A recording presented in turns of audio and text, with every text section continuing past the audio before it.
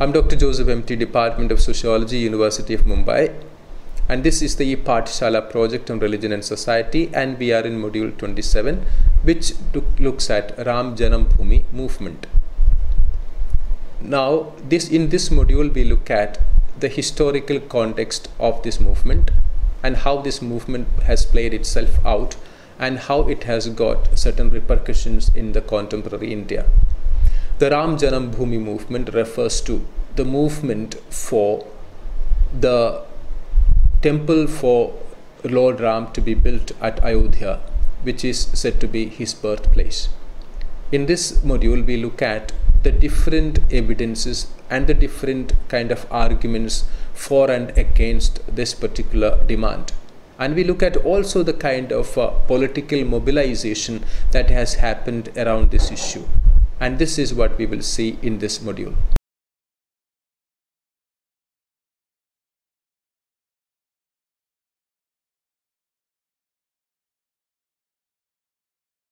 The Ram Janambhoomi Movement. Let us start with an overview of socio-historical analysis of the issue through the writings of several historians published as a document titled The Political Abuse of History, Babri Masjid Ram Janambhoomi Dispute. This will give us a chronological kind of understanding along with the analysis of the issue. This document by historians tries to demarcate the boundaries of myth, faith and legitimacy over history and historical evidence. In this context, the first question raised by them is Ayodhya the birthplace of Ram? Is present-day Ayodhya the Ayodhya of Ramayana? The events of the story of Ram, originally told in Ram Katha, which is no longer available to us, were written in the form of a long epic poem, the Ramayana, by Valmiki. Since this is a poem and much of it could have been fictional, including characters and places, historians cannot accept the personalities, the events or locations as historically authentic, unless there is another supporting evidence from sources regarded as more reliable by historians. Very often, historical evidence contradicts popular beliefs. According to Valmiki Ramayana, Rama, the king of Ayodhya, was born in the Treta Yuga, that is thousands of years before the Kali Yuga, which is supposed to begin in 3102 BC. This myth of rediscovery of Ayodhya, this claim to an ancient sacred lineage, is an effort to impart to a city a specific religious sanctity which it lacked. If the present-day Ayodhya was known as Saketa before the 5th century, then the Ayodhya of Valmiki's Ramayana was fictional. If so, the identification of Ram Janambhoomi Ayodhya today becomes a matter of faith, not of historical evidence. The historical uncertainty regarding the possible location of Ram Janambhoomi contrasts with the historical certainty of the birthplace of the Buddha. 2 centuries after the death of the Buddha, Ashoka Maurya put up an inscription at the village of Lumbini to commemorate it as the Buddha's birthplace. However, even in this case, the inscription merely refers to the village near which he was born and does not even attempt to indicate the precise birthplace. After independence, some local Hindus thought that the time had come to restore the entire site to these original purposes for the ownership of Ram, and it was to take over surreptitiously by a group of 50 to 60 persons in the night who installed Hindu idols on the mosque premises. On December 29, 1949, however, in response to Muslim demands for the removal of the idols and restoration of the mosque, the district court attached the buildings, locked them, and placed them in the hands of the receiver. A little suit was instituted by Muslims in 1950, which has been pending ever since. After a lapse of 36 years, in January 1986, an agitation was begun by the Hindu organization, the Vishwa Hindu Parishad, with the support of the RSS and the BJP for the restoration of the site as a place of Hindu worship. The BHP was founded in 1964. Its goals were not confined to Ayodhya.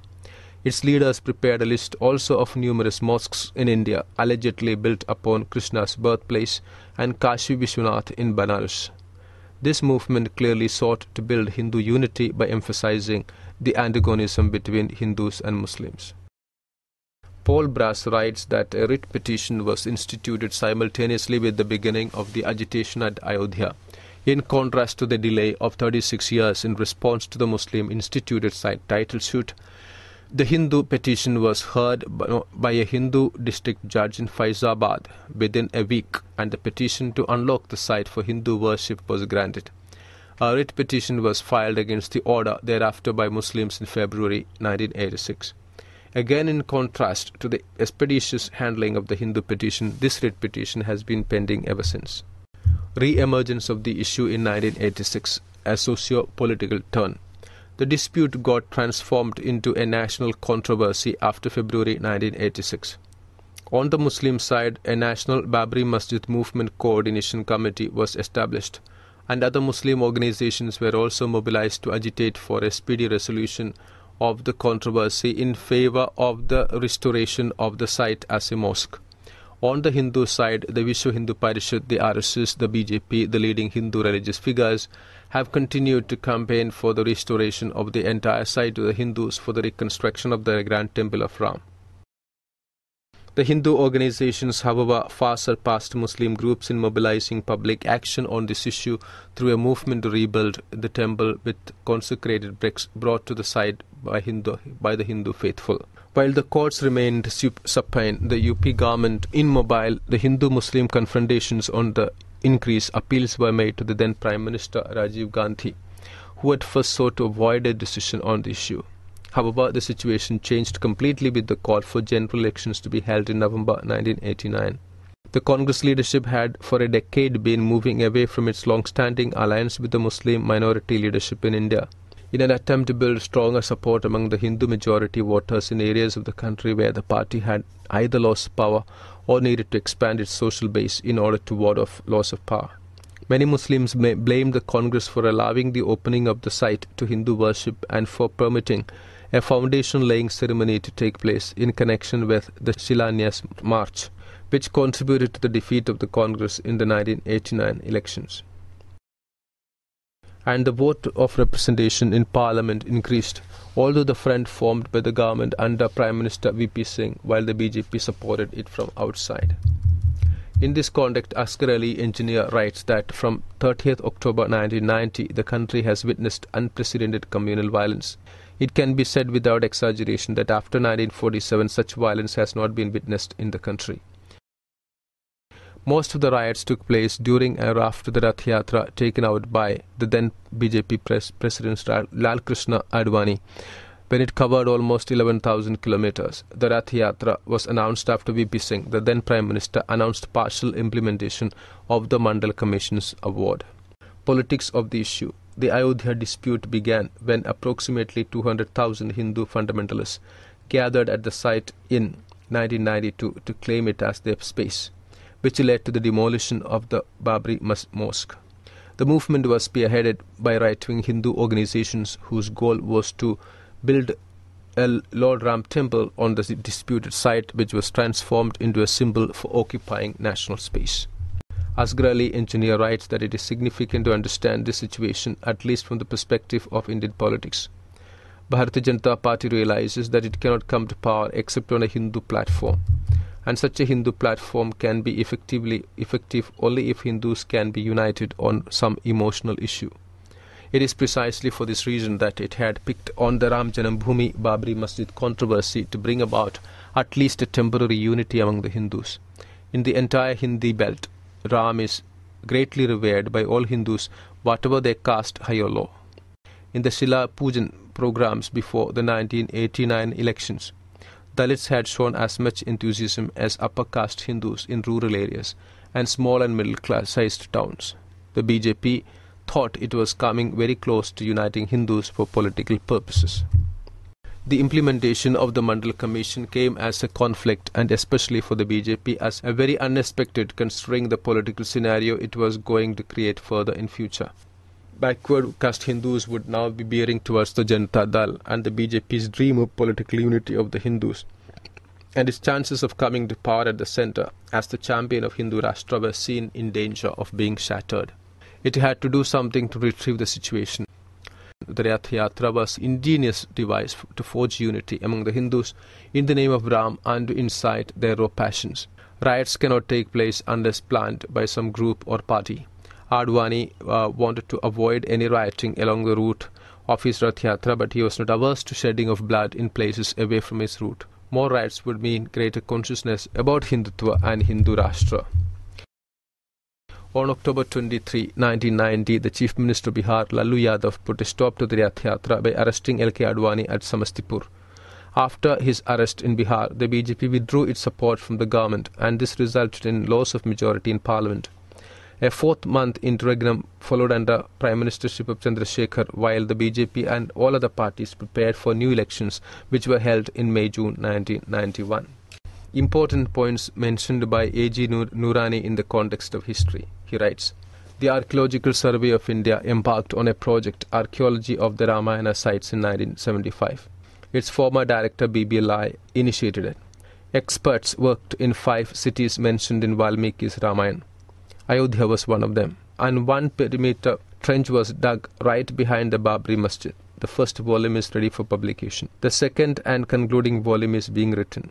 The reports of 2 well-informed correspondents, Nilanjana Mukhabhatyaya and Pankaj Pachodi, the ASI's findings knock the bottom out of the VHP case that the site in question is the birthplace of Sri Ram. The VHP says that Barbar's governor at Awadh, Mir Bakhi, built the mosque in 1528 by demolishing a temple renovated by Vikramaditya of the Guptas in the 4th century AD. The ASI found that there was no habitation in the area during the Gupta period. The main human settlement there took place as late as in the 7th century BC, while there were no human settlements in and around Ayodhya between 3rd and 11th centuries AD. This debunks the Gupta construction as also the theory of Ayodhya being the seat of Sri Ram. Mukhabhadhyay reported, a senior former ASI officer said that there was no question of deviating from the original findings, which underlined the modern Ayodhya was not a seat of Ram, and that a temple to mark his birthplace was not built on the side of the Babar's Masjid. Pachori reported that in the 14 sites excavated Ayodhya, no figurines of Ram were found. The result of the excavation at the site is already available in the ASI's Journal of Indian Archaeology. There are problems in placing Ram in precise period. Some hold he lived nearly a million years ago in Treta Yuga. Others like A.K. Mazumdar and Genovesio place him in the 14th 15th centuries BC. According to R.S. Sharma, if the present Ayodhya is considered to be the capital of Ram, there is very grave doubt as to whether he really lived there. The eminent archaeologist H.D. Sankalia was asked, "Can you pinpoint the place in Ayodhya where Ram was born?" He replied, "No, I don't think it is possible." As Mulkraj Anand wrote to Atal Bihari Vajpayee, there is not a shred of evidence about where this hero was born. The Ramcharitmanas of Sant Tulsidas does not mention either the destruction of a temple or construction of a mosque on its site. He was over 30 in 1528 when the mosque was built. He lived and wrote his great work in the Ayodhya. It is simply unthinkable that this devotees of Sri Ram would have ignored the outrage if it had been committed. Some eminent historians, in a letter published in the Times of India in 1986, apropos its publication of the mischievous report on Krishna birthplace after Aurangzeb, said, "It creates the kind of confusion such as has been created probably deliberately over the question of the birthplace of Rama in the matter of Ram Janambhoomi. A Persian text of the 16th, mid-19th century states that the Babri mosque was adjacent to the Sita Ka Rasoi Ghar and was known as the Rasoi Sita Mosque and adjoined to the area associated with the birthplace of Ram. It would be worth inquiring whether there is reliable historical evidence of a period prior to the 19th century for this association of a precise location for the birthplace of Ram. Furthermore, such disputes as there were between Hindus and Muslims in this area up to the 19th century were not ever the Babri Mosque, but the totally different site at Hanuman Baitak. It cannot be denied that acts of intolerance have been committed in India by followers of all religions, but these acts have to be understood in their context. It is a debasement of history to distort these events for present-day communal propaganda. The belief that the disputed place of worship in Ayodhya is a mosque built after destroying a temple consecrating Rama's birthplace originates in the first half of the 19th century. In 1813, John Leyden, a British historian, published his memoirs of Zahir-e-Din Muhammad Babur, Emperor of Hindustan, a translation from Babur's memoirs in Persian. In it, Leyden had contended that Babur had passed through Ayodhya in March 1528 during his campaign against the Pathans. This historical evidence of Babur's presence in the area was distorted by later British authorities to propagate the belief that he, anti-Hindu Babur, had destroyed the Ram Janambhoomi temple and got the mosque built on its spot, though Leyden's work makes no mention of it. Sushil Srivastav of the Department of Medieval and Modern History, University of Allahabad, has worked extensively on the history of Awadh. He substantiates his findings to show how the British authorities, specifically Colonel Sleeman, then resident of Lucknow, anxious to justify the annexation of Awadh, exploited this controversy superbly at a time when rumblings of the 1857 mutiny were ominous.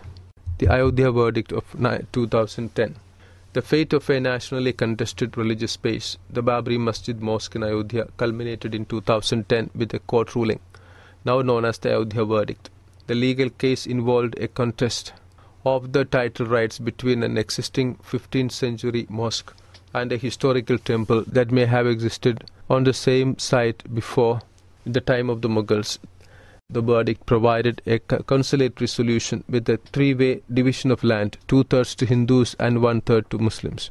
However, for the first time in Indian history, the court ruled that, based on the epic narrative, the Ramayana, the space of Babri Mosque was not the birthplace of Ram. As a result, the space under the mosque's center dome will be allotted to Hindus.